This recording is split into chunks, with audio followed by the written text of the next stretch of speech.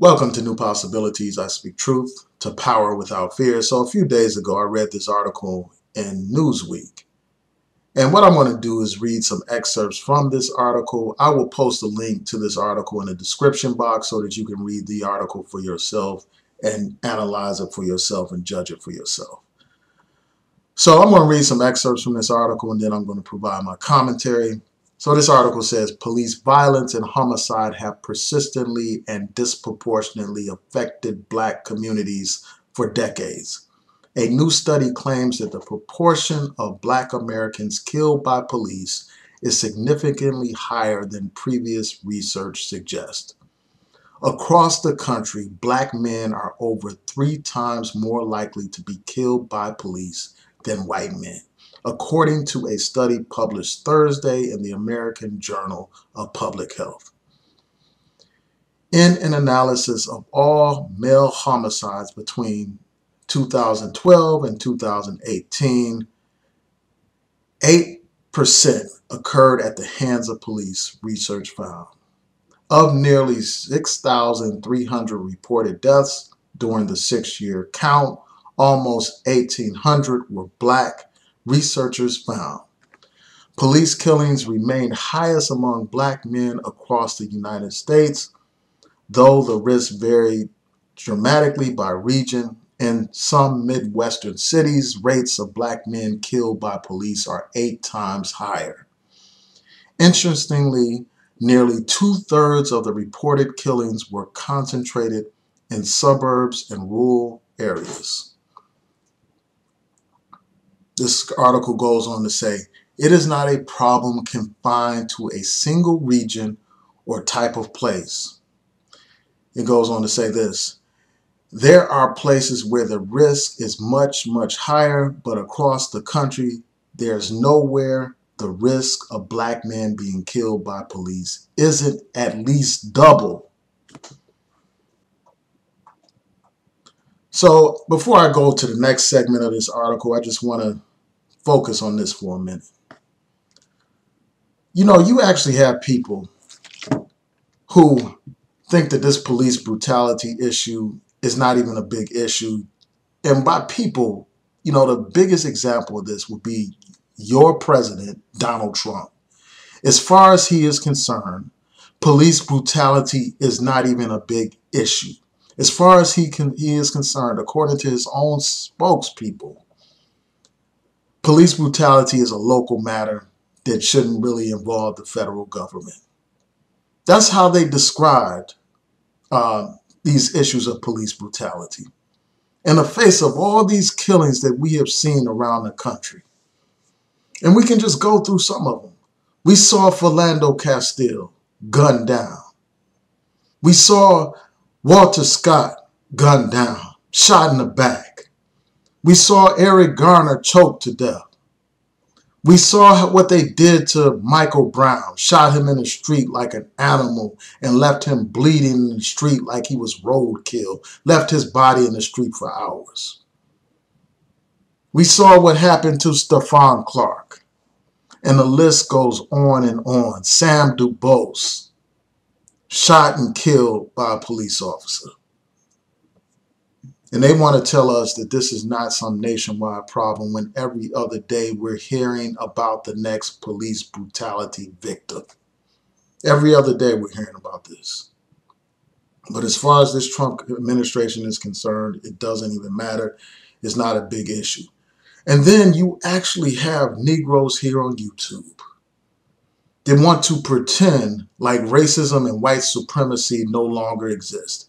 In the face of evidence such as this, in the face of evidence of institutionalized racism against Black people, you have people that are actually trying to deny the existence of racism and white supremacy in society. They're trying to downplay it. They're trying to pretend like it's not a major factor.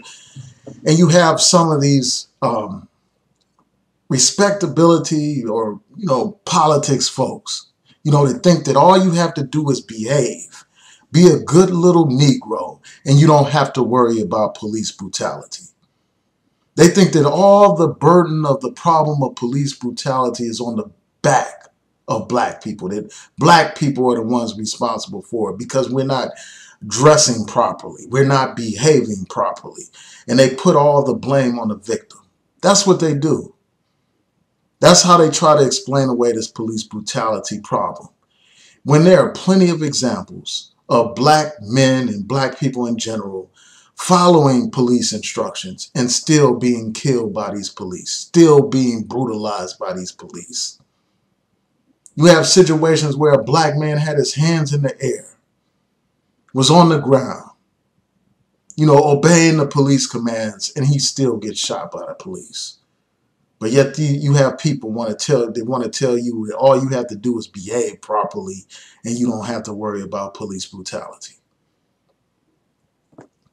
This is a systemic problem.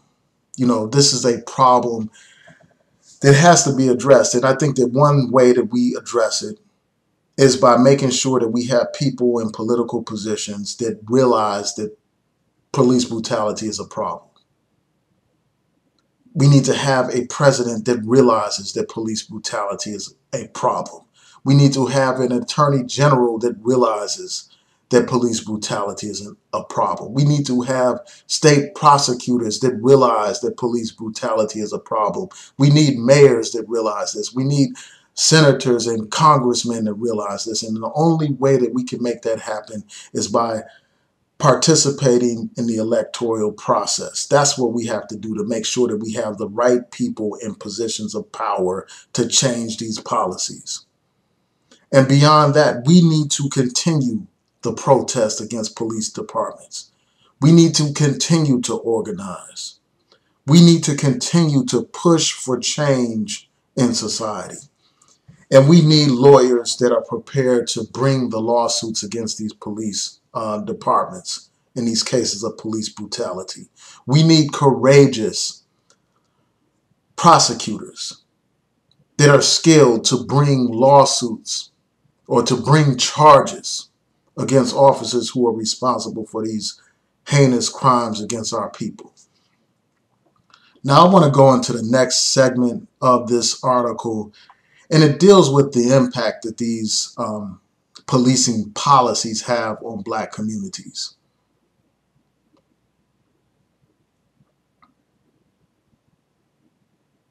This article goes on to say that highly publicized police killings and subsequent distrust discouraged black citizens from calling 911 to report violent crimes. A 2016 study led by sociologist Matt Desmond found that following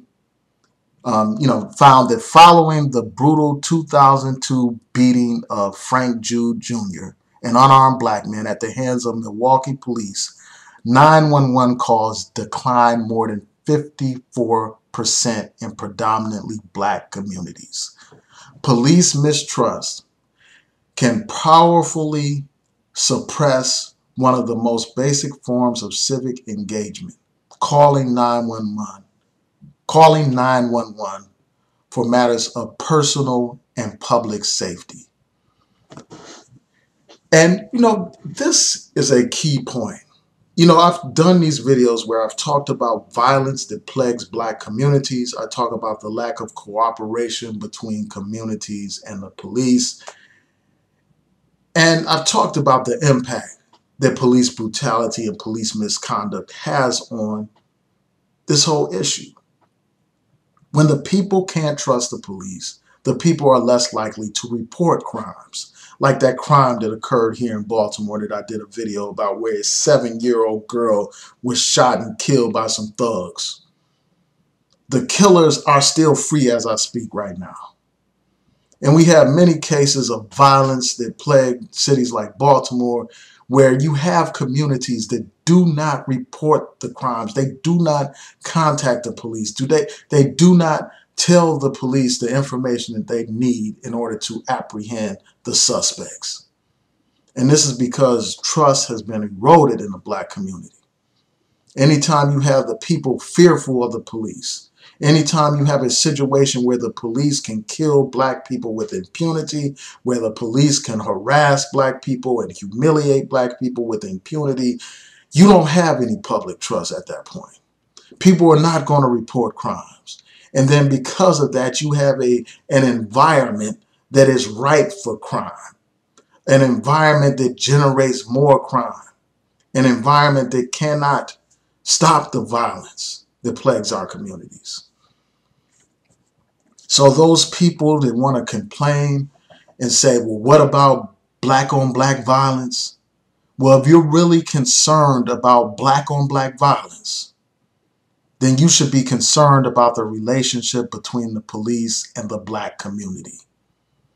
You should be concerned about police brutality, because as long as police brutality continues, as long as there is no trust, then the problem of black on black, quote unquote, violence continues. These crimes end up not being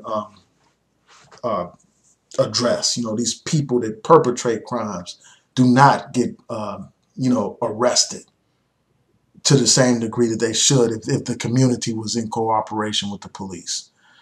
So I just had to share my thoughts about this. Tell me what you all think. Please rate, comment, and subscribe. Peace.